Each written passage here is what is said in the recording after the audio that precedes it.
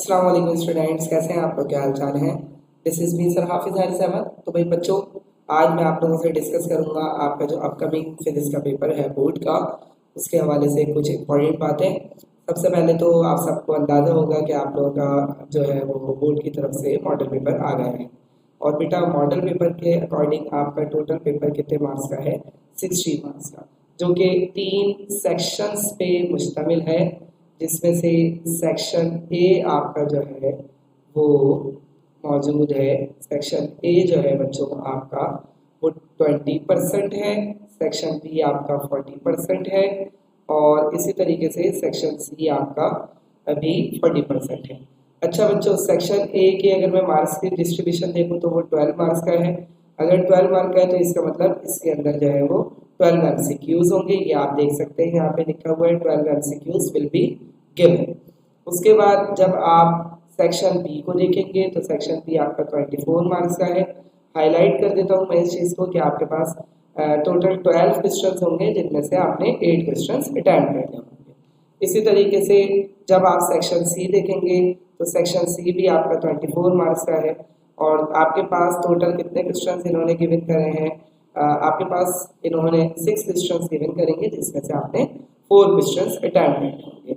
इसका मतलब ये हुआ कि बच्चों आपको सेक्शन सी के अंदर 2 चॉइसेस हैं, यानी सेक्शन बी में आपके पास 2 चॉइसेस होंगी। और इसी तरीके से जब हम सेक्शन सी को देखेंगे, यानी कि सॉरी सेक्शन बी को देखेंगे, तो सेक्शन बी में आपके पास कितने चॉइस हैं बच्चों? सेक्शन बी के अंदर आपके पास तकरीबन 4 क्वेश्चंस की चॉइसेस हैं। वन थिंग, ये तो हो गया हमारा एक आसान सी बात। अब ज़रा हम थोड़ा सा और आगे बढ़ते हैं और इसको डिस्कस करते हैं कि पेपर को आपने सॉर्ट आउट कैसे करना है। देखो, अगर मैं डिवाइड करूं आपके पेपर को, तो आपके पेपर के हवाले से 1 2 3 4 और ये 5 और ये 6, ये 6 क्वेश्चंस जो हैं वो थ्योरी के हैं। ठीक है, अगर आप मॉडल पेपर को गो थ्रू करते हैं। और इसके बाद आपके पास जो है वो क्वेश्चन नंबर 8 से लेकर जब आप देखते हैं क्वेश्चन नंबर 8 से, तो आपको पता चलता है कि क्वेश्चन नंबर 8 9 10 11 12 और 13 ये क्वेश्चंस आपके बिलोंग करते हैं न्यूमेरिकल से। ये बात क्लियर हो गई। अब जरा हम देख लेते हैं न्यूमेरिकल और वो जो आपके पास क्वेश्चंस हैं। What is wave front? Write its 2 types. ये वेव साउंड वाला चैप्टर नंबर 1 है, वेव वाला, general properties of wave. Write down the difference between sound and noise, ये चैप्टर नंबर 2 का सवाल है।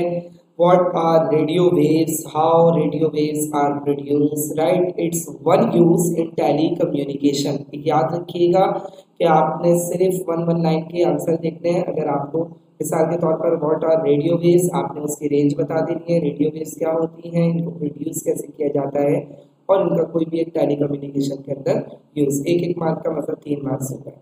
Why does a proton have positive charge? Electrostatic वाला chapter है आपके पास, उसका बिल्कुल जो है वो ये वाला आपको आंसर जो है वो मिल जाएगा इलेक्ट्रोस्टैटिक्स में से। वो मैं आपको बता देता हूँ। आपकी बुक के अंदर जो है वो अब थिंक वाले जो है वो कॉलम्स आए हुए हैं इलेक्ट्रोस्टैटिक्स में। कूलम्स लॉ से पहले इलेक्ट्रिक फील्ड वाला टॉपिक है, उसके आपकी बुक के राइट या लेफ्ट पे कॉलम्स के अंदर ये लिखा हुआ है।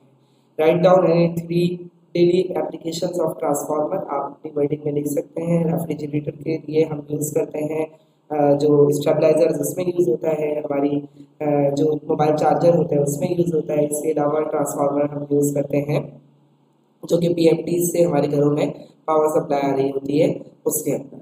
What do you mean by storage devices? Name any 2 storage devices. बहुत ही आसान सा सवाल है। स्टोरेज डिवाइसेस का आपके पास जो है वो आईसीटी का चैप्टर है, उसमें से आप देख लेंगे। How long will it take to decay for 36 milligram of radium? Last chapter का न्यूमेरिकल है।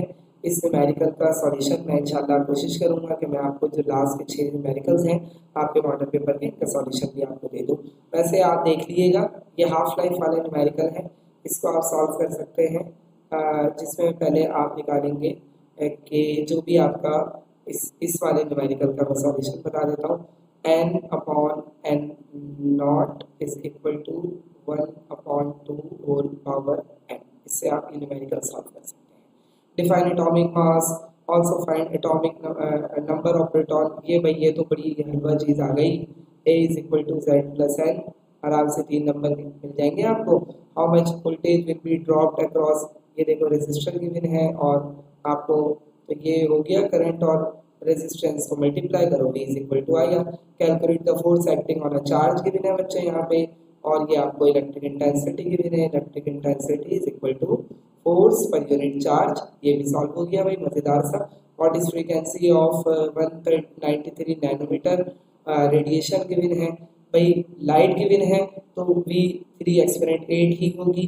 फ्रीक्वेंसी आपको मालूम करनी है, V is equal to F lambda, भाई ये हो गया, लैम्डा आपको यहाँ पे जो है वो गिवन है।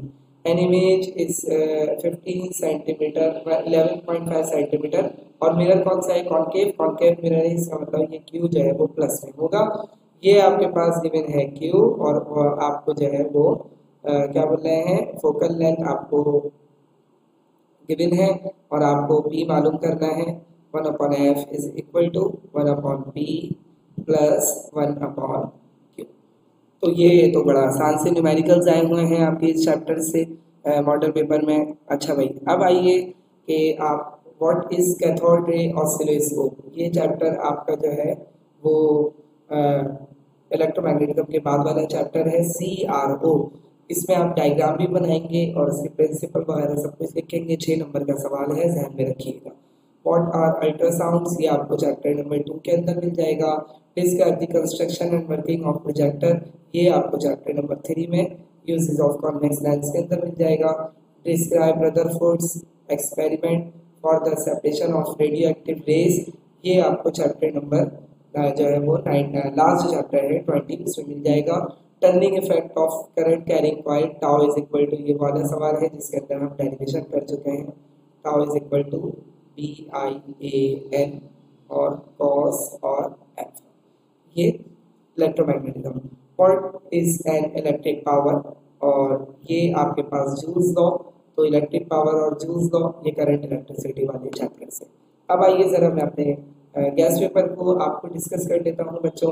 गैस पेपर में आपके पास कुछ चीज़ें हैं, तो भाई जल्दी से हम उनको भी देख लेते हैं। सबसे पहले तो बच्चों आपके पास मैंने आपके गैस पेपर को 3 पोर्शन में वैसे ही बनाया है। अच्छा, एक वीडियो में और बनाऊंगा, परेशान ना होना, जिसमें मैं पूरी बुक से MCQs के हवाले से आप लोगों से मोस्ट इम्पॉर्टेंट बातें कर लूँगा। तो भाई आइए ज़रा डिस्कस कर लेते हैं इसको, लॉन्ग डिस्टेंस को। सिंपल हार्मोनिक मोशन जिसमें सिंपल पेंडुलम और ball in bowl system, ultrasound and its uses, अभी आपने देखा कि ये वाला आपके पास जो है वो मॉडल पेपर के अंदर सवाल आ चुका है, ठीक है।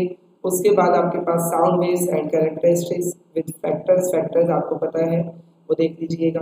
प्रोजेक्टर वाला सवाल अभी मॉडल पेपर के अंदर आप देख कर आ चुके हैं, ये वाला सवाल भी आपका मॉडल पेपर में आ गया है। उसके बाद बच्चों आप देखेंगे electromagnetic spectrum and its uses, spectrum और उसके यूजेस। उसके बाद बच्चों आप क्या करोगे, आप जो है कैपेसिटर और कैपेसिटेंस के फैक्टर्स ये भी देख लेना।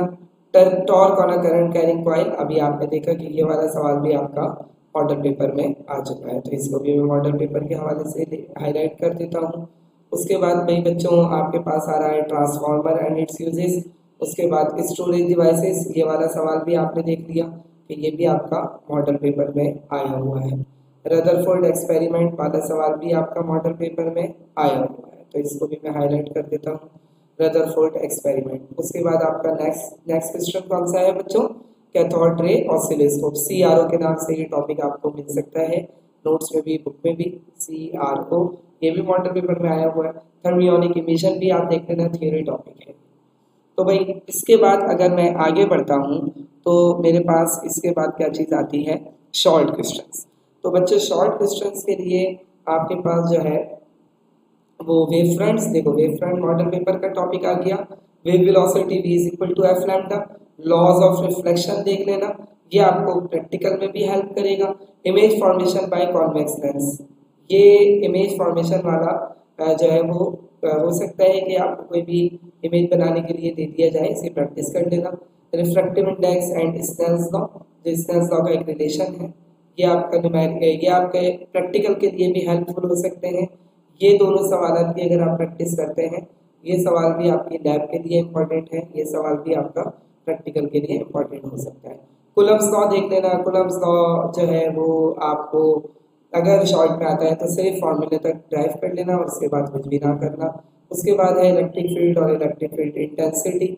उसके बाद है factors of resistance, Ohm's law के फौरन बाद जूल्स लॉ। देखो ये जूल्स लॉ मैंने यहाँ शॉर्ट में दिया हुआ है, आपके मॉडल पेपर के अंदर ये सवाल लॉन्ग में आया हुआ है, तो कोई ऐसा मसले की बात नहीं होती, आप दोनों सवाल 3 सवाल मिला के भी आ सकते हैं। लॉजिक गेट्स की प्रैक्टिस कर लेना। लॉजिक गेट्स आपको जो है वो हो सकता है कि उसके ट्रूथ टेबल बनाने के लिए दे दिए जाए। इलेक्ट्रोमैग्नेटिक इंडक्शन आप जो है वो इसके थ्रू म्यूचुअल इंडक्शन का सवाल भी आ सकता है। Transmission through optical fibre, half life of element, इसका न्यूमेरिकल भी आया हुआ है। आइसोटॉप्स, इसके अलावा न्यूक्लियर ट्रांसमिटेशन, और न्यूक्लियर ट्रांसमिटेशन का अगर सवाल आएगा तो उसमें अल्फा डीके, बीटा डीके और गामा डीके तो नहीं है, अल्फा और बीटा डीके। न्यूक्लियर रिएक्शन जिसमें फिजन और फ्यूजन। एक चीज ध्यान में रखिएगा कि ये जो न्यूक्लियर रिएक्शन वाला सवाल है ये शॉर्ट में भी आ सकता है और लॉन्ग में भी आ सकता है, लॉन्ग और शॉर्ट ये दोनों में। अब आइए डिफरेंस बिटवीन की तरफ। ट्रांसवर्सल एंड लॉन्गिट्यूडनल वेव्स, ये देख लेना। इसके अलावा regular irregular reflection, radioactive rays alpha beta gamma, इसके अलावा कॉनकेव और कॉन्वेक्स मिरर, इसके अलावा noise and music. I think ये वाला सवाल आपका जो है वो मॉडल पेपर में आया हुआ है, digital and electronics, digital and analogue electronics. अब भाई बच्चों बात आती है एमसीक्यूज की और न्यूमेरिकल्स की। तो अगर किसी भी स्टूडेंट को कोई मसला हो तो आप मुझसे कमेंट सेक्शन के अंदर बोल सकते हैं। इंशाल्लाह मैं आप लोगों के लिए अनकरीब मॉडल पेपर को भी सॉल्व करके वीडियो अपलोड कर दूंगा और एमसीक्यूज के हवाले से एक बहुत इंटरेस्टिंग वीडियो बना दूंगा जिसको आप पूरा देखेंगे तो इंशाल्लाह आपको जो है वो पेपर में एमसीक्यूज सॉल्व करने में मसला नहीं होगा। अपना बहुत ख्याल रखिएगा, अच्छे से प्रैक्टिस कीजिएगा, तो हमें याद रखिएगा। फी अमानिल्लाह, अल्लाह हाफिज़।